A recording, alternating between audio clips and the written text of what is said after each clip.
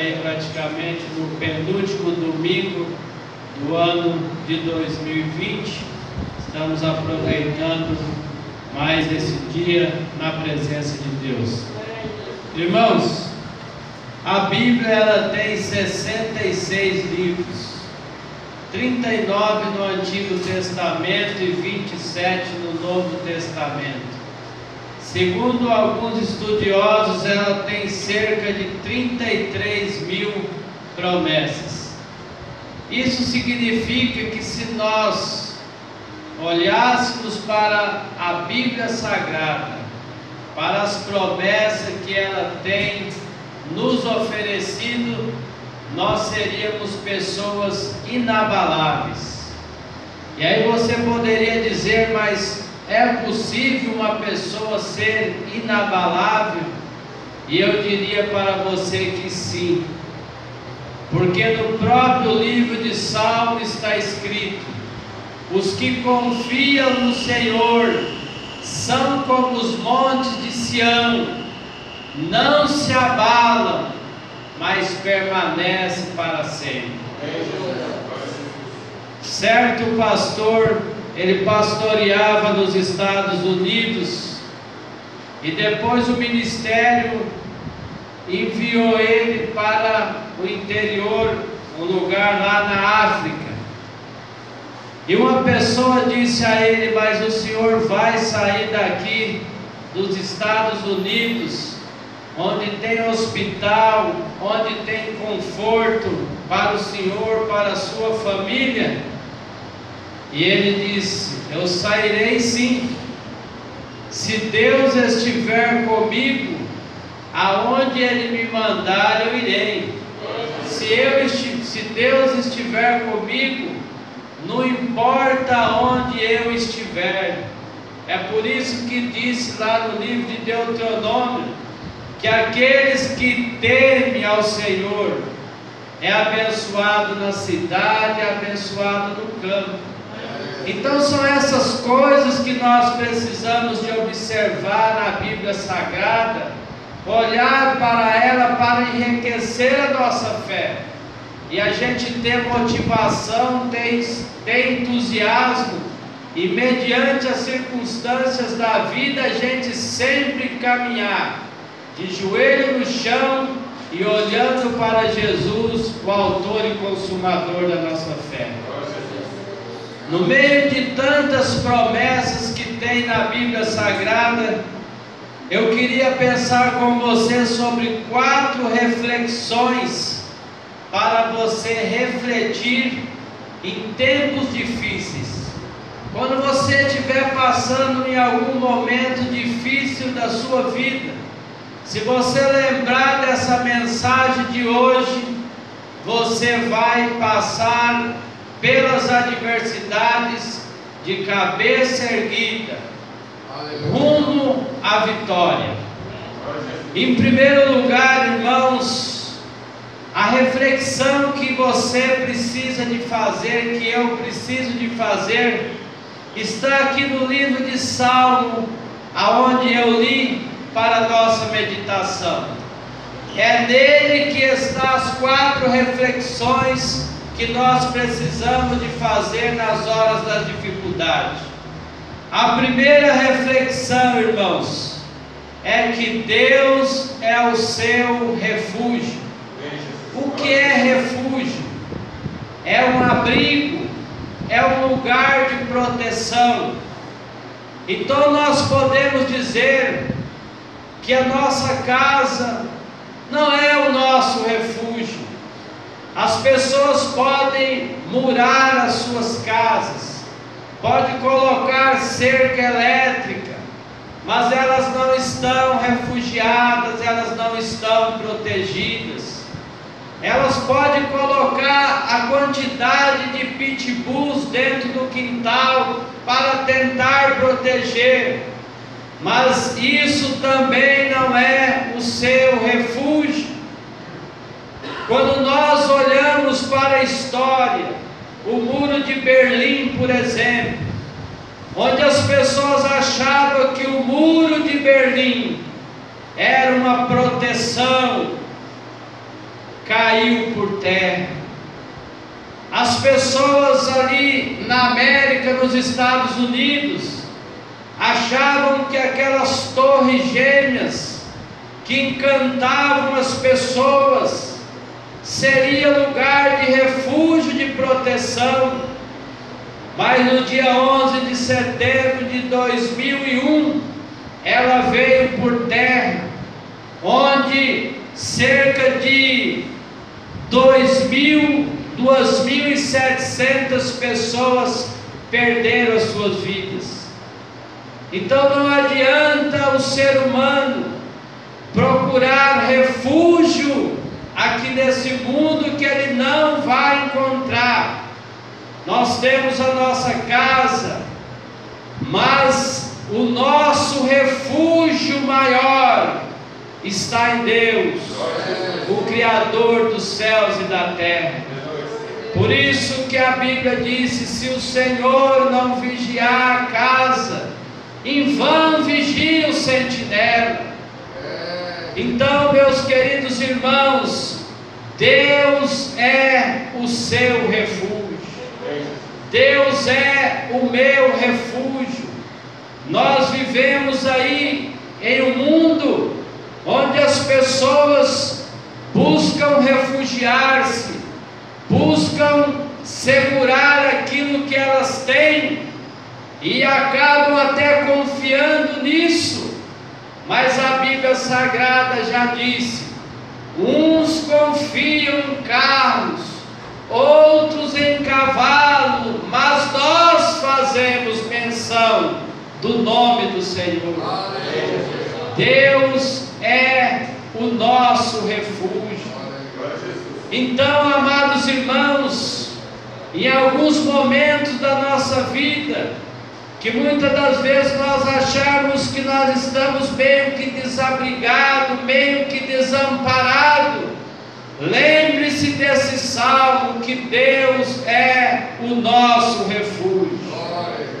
E aqui no Salmo 103, 118, versículo 8, disse assim: é melhor buscar refúgio no Senhor do que confiar nos homens.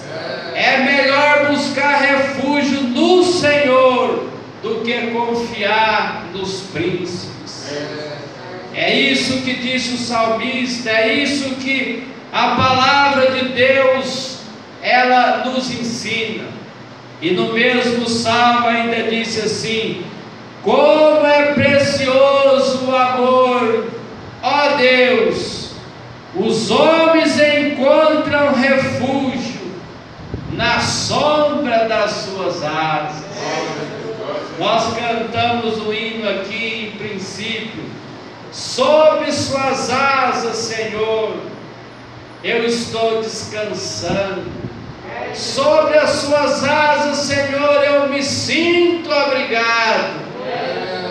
E Jesus certa vez até lhe comparou o refúgio em Deus com o refúgio dos pintadinhos, dos pintinhos da sua mãe, quando ele disse assim sobre a galinha que ajunta os pintadinhos debaixo das suas asas. É bonito de ver. Esses dias mesmo eu estava observando e lembrando desse texto de Jesus, quando eu vi ali uma galinha e os pintinhos debaixo das asas dela. Ali eles se sentem abrigados, ali eles se sentem refugiados. E nós, amados irmãos, o nosso refúgio está em Deus, o Criador dos céus e da terra. Então, no momento que você muitas das vezes passar por dificuldade, que você achar que está desamparado, lembre-se que Deus é o seu refúgio. E aqui no Salmo 9, versículo 9 disse: Deus jamais abandona os que buscam refúgio nele. Nas horas da dificuldade, busque, corre corre ao encontro do seu Deus e busque o refúgio nele. Salmo 46, versículo 1 eu li: Deus é o nosso refúgio. Eu queria também que você refletisse nas horas difíceis da sua vida, que você muitas das vezes acha que está fraco. Lembre-se desse Salmo 46 e reflita sobre ele, que diz: Deus é a nossa fortaleza. Queridos irmãos, todos nós precisamos de alimentos para nutrir o nosso corpo físico, mas o nosso corpo espiritual, as nossas emoções, elas só podem ser nutridas e fortalecidas pelo nosso Deus. E às vezes, quantas vezes as pessoas, eles se encontram fracos, abatidos, mas lembre-se desse texto: Deus é a nossa fortaleza.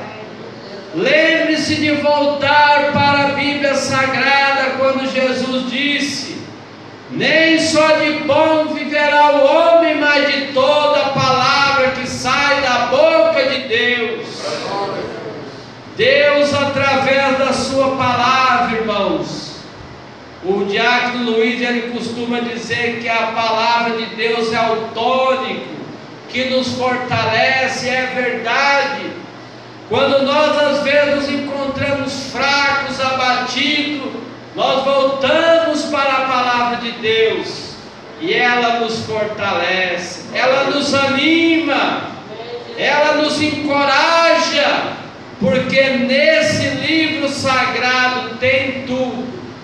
Se você estiver passando por qualquer que seja as adversidades, a Bíblia Sagrada vai te fortalecer através das promessas. Certa vez o salmista, não sabemos as condições que ele se encontrava. Quem sabe ele estava naquele momento buscando uma palavra que pudesse aquecer o seu coração, a sua alma. E ele então vai para a Bíblia Sagrada e ele disse: enquanto eu meditava, acendeu-se-me um fogo. É assim, irmãos, a Bíblia. Quando nós encontramos em algumas dificuldades, às vezes tristes, abatidos, vá para a Bíblia Sagrada, que ela vai trazer força, ela vai te fortalecer. O apóstolo Paulo falando, reconhecendo essa fortaleza que é a palavra de Deus, ele certa vez ele disse assim: quando parece que eu estou fraco, é aí é que eu me sinto forte. Eu não sei se já aconteceu com os irmãos, eu tenho certeza que tem acontecido também. E eu começo a tentar interpretar o que Paulo está dizendo. Quando parece que eu estou fraco, aí eu me sinto forte. Aí vem a grande questão, irmãos, que Paulo ele está querendo dizer que a fortaleza de Deus aparece na nossa vida de tal forma que essa fraqueza, às vezes que a gente tem, a fortaleza de Deus, ela supre todas as coisas. Eu tenho notado na minha vida ao longo, aleluia, do meu ministério, que Deus tem me usado na palavra nos momentos mais difíceis da minha vida. No momento em que às vezes chegou a vontade de dizer assim: não, hoje eu não vou pregar, hoje eu não vou cantar. E é nesse momento é que o Espírito de Deus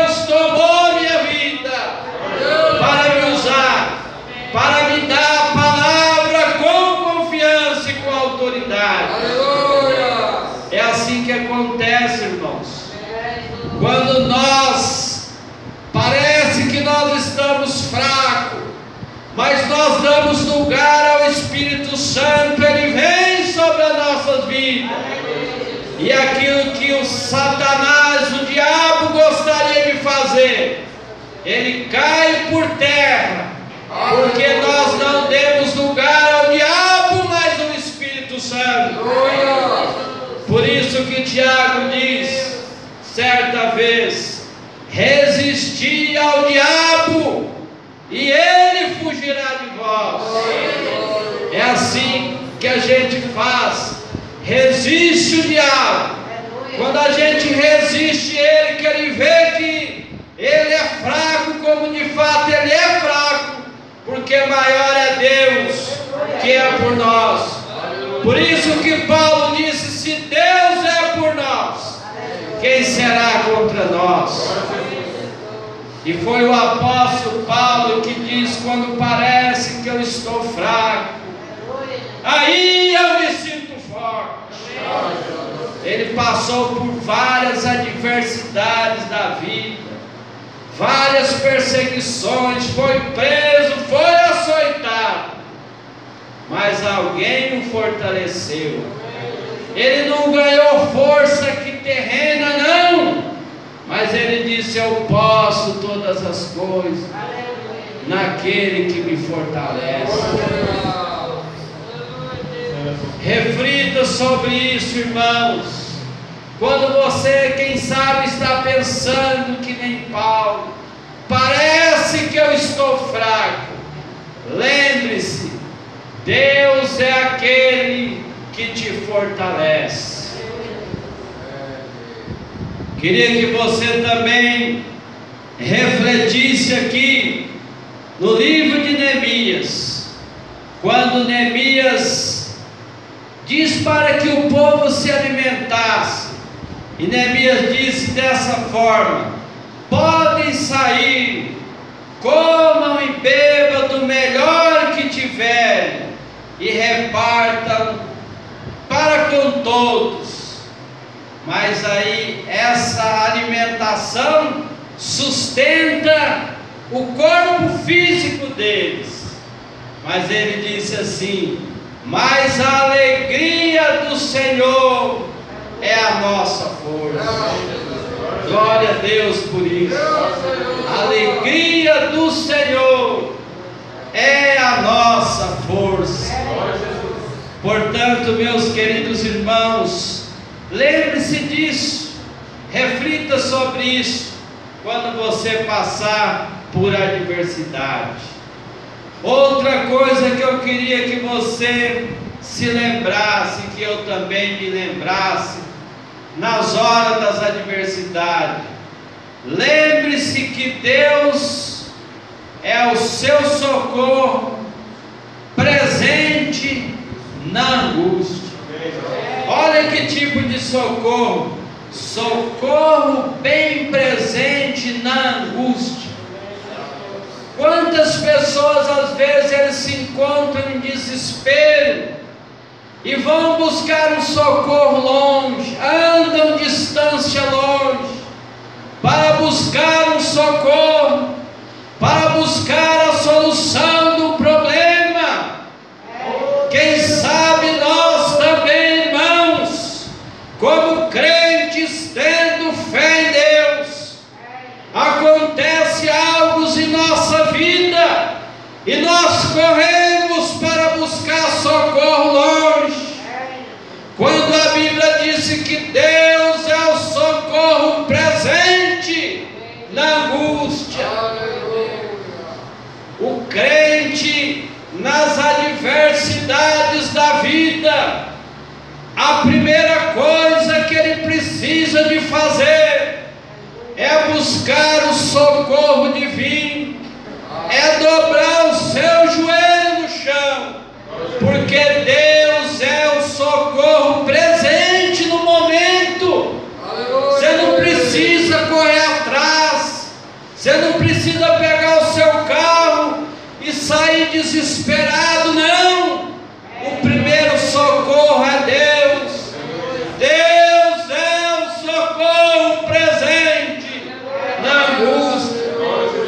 E nós temos vivenciado isso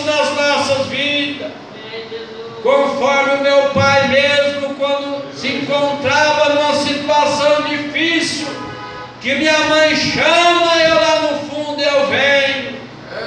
E aí é nosso lembrado que disse Davi: eu elevo os meus olhos para os montes, de onde me virá o socorro? Ele mesmo encontra a resposta: meu socorro vem do Senhor, que fez os céus e a terra. Deus é, irmãos, o socorro bem presente na angústia. Talvez naquele dia, se nós tivéssemos esquecido de Deus, corrido com o pastor Antônio até chegar no hospital, talvez não chegaria. Mas o Deus presente, o socorro presente na angústia, quando nós buscamos Ele deu a solução para o problema. Irmãos, todo momento da sua vida, quando você passar por adversidade, lembre-se disso, reflita sobre isso.